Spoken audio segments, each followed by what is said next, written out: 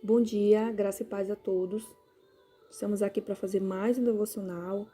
Que o Senhor Jesus esteja abençoando a vida de cada um. E o título desta mensagem é Jesus é o pão da vida.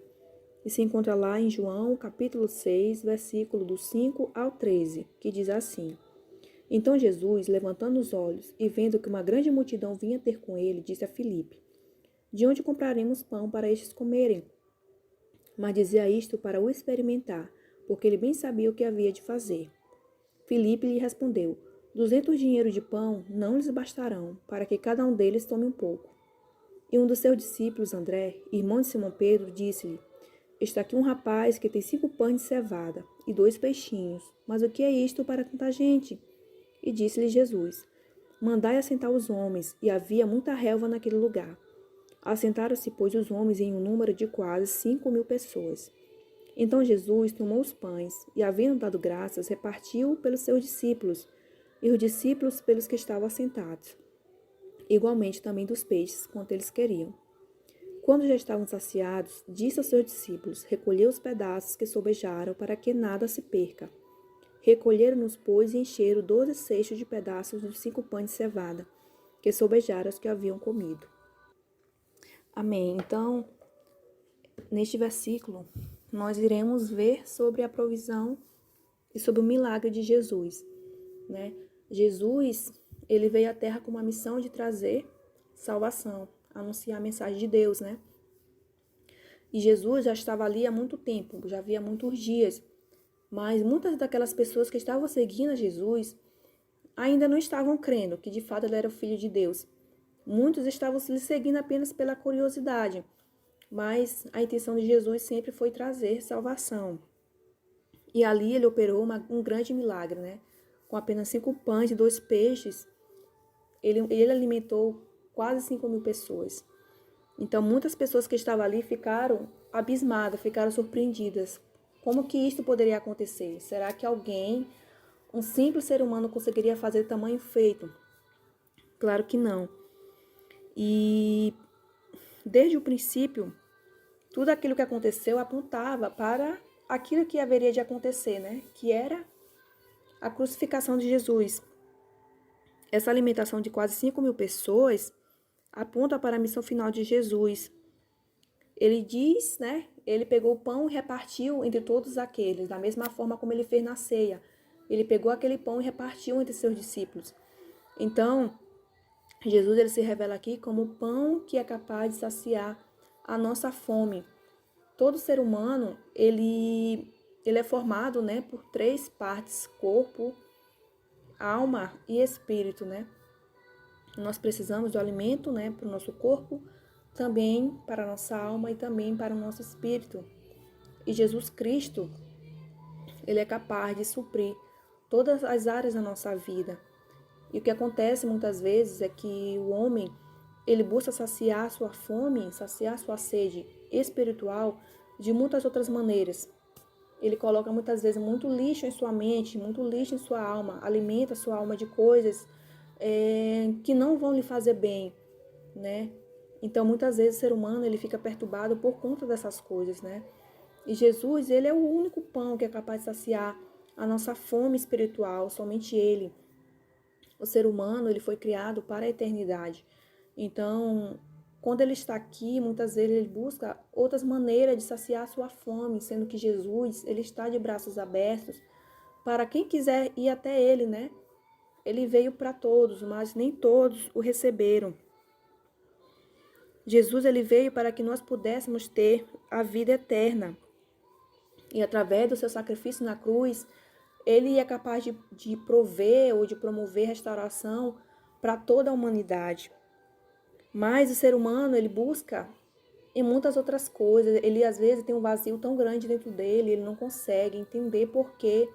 Porque o ser humano, ele foi criado para ter um relacionamento com Jesus. Desde o princípio, ele nos fez, ele nos criou, do pó da terra ele nos fez, ele soprou fôlego de vida em nós. Mas o ser humano, ele ainda não encontrou, muitos deles ainda não encontraram o caminho necessário para a salvação. Jesus, por onde ele passava, era trazendo salvação, porque foi para isso que ele veio, né? Em João capítulo 4, fala sobre o encontro que ele teve com uma mulher samaritana. Diz que os judeus, eles não tinham contato com os samaritanos, né? Mas Jesus, ele veio para quebrar muitos paradigmas, né? Não quebrar a lei, mas quebrar muitos paradigmas que faziam separação entre o homem e Deus. Os homens naquela época estavam muito apegados às normas, às regras, e por isso muitas pessoas estavam deixando de ser salvas, mas Jesus, ele desceu à terra para mostrar aos homens como é que deveria ser feito, né? Então aquela mulher samaritana, ela estava com sede, mas não era sede de uma água capaz de saciar o seu corpo físico, mas era uma sede na alma dela, né? E Jesus passou por ali intencionalmente, porque ele queria trazer salvação àquela mulher, né? Ele passou por ali e se colocou ali porque ele sabia que ela iria passar por aquele lugar. E quando ela chegou para tirar água, ele pediu: me dá um pouco desta água. E aí ela se surpreendeu, né, com aquele pedido de Jesus. Ela falou assim que: como sendo tu judeu, me pede de beber a mim, que sou mulher samaritana? Jesus lhe disse, né? Se tu conhecer o dom de Deus e o que te diz, dá-me de beber, tu lhe pedirias e ele te daria água viva. E disse-lhe a mulher: Senhor, tu não tens com que tirar, e o poço é fundo. Onde, pois, tem água viva? És tu maior do que o nosso pai Jacó, que nos deu o poço, bebendo ele, o próprio dele, e os seus filhos, o seu gado? Então ela ainda não havia entendido o que Jesus queria fazer ali. Ela não sabia que ela estava falando com o próprio Filho de Deus.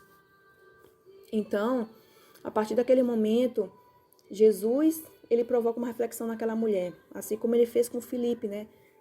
Ele sabia que aquela multidão estava com fome e ele perguntou para Filipe: o que nós vamos fazer? Sendo que ele sabia o que ele deveria fazer, mas ele queria instigar essa coisa na mente de Filipe, assim como ele fez com a mulher samaritana. Ele perguntou, ele disse para ela: chame seu marido. Mas ela falou: Senhor, eu não tenho marido. E o Senhor disse: disseste bem, pois já tiveste 5 maridos e este que você tem hoje não é seu marido. Então, a partir daquele momento, Jesus se revelou como Filho de Deus e ela viu que de fato ele era um profeta de Deus.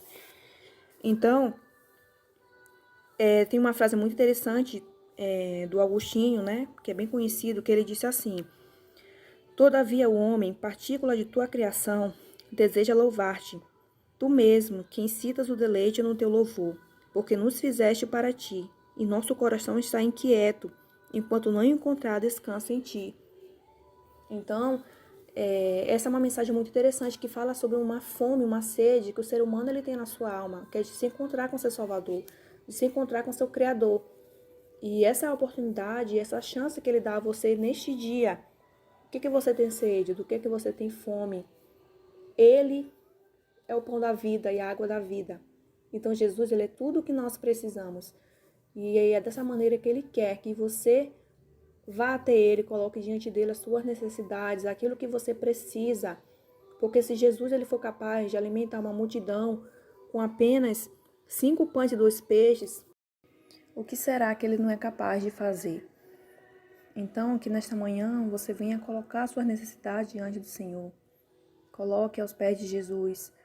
Ele diz: aquele que vier a mim, de maneira nenhuma lançarei fora.